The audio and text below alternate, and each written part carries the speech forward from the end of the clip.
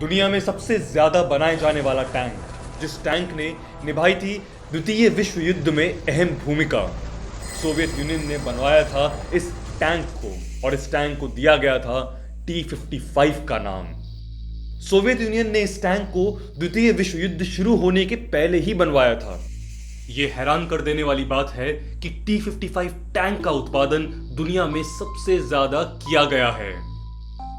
अभी तक दुनिया भर के देशों में T-55 टैंक 1 लाख से ज्यादा की संख्या में उपलब्ध है।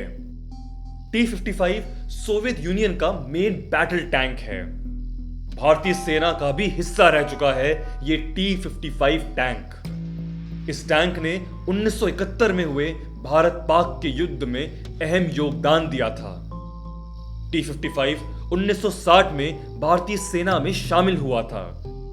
भारत पाक के बीच हुए 1971 के युद्ध में T-55 का सामना पाकिस्तान की सेना के साथ 22 नवंबर 1971 में गरीबपुर में हुआ था, जहां पाकिस्तानी सेना T-55 टैंक का पुराना संस्करण T-54, चीन का टाइप 59 टैंक और अमेरिका से लिया हुआ M24 शैफे टैंकों का इस्तेमाल कर रही थी। वहीं भारत के इन T-55 टैंक ने पहली ही बार में पाकिस्तान के 3 M24 शैफे टैंकों को उड़ा दिया था।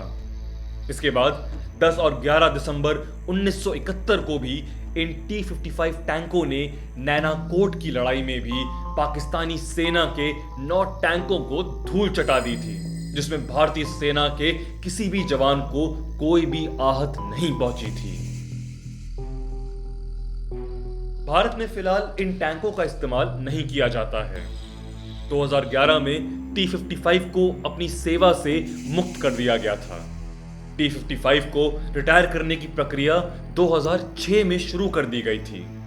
भारत में फिलहाल इन टैंकों को ट्रेनिंग के लिए इस्तेमाल किया जाता है। भारत ने सोवियत यूनियन को T-55 टैंकों का पहला ऑर्डर 300 टैंकों के लिए दिया था, जो 1960 में भारत आए थे।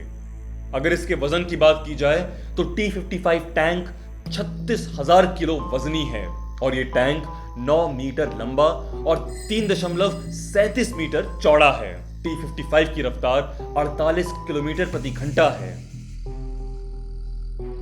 इस टैंक को ताकत देता है 800 हॉर्स पावर का इंजन। T-55 टैंक दुश्मन को लगभग 2 किलोमीटर की दूरी तक भेज सकता है।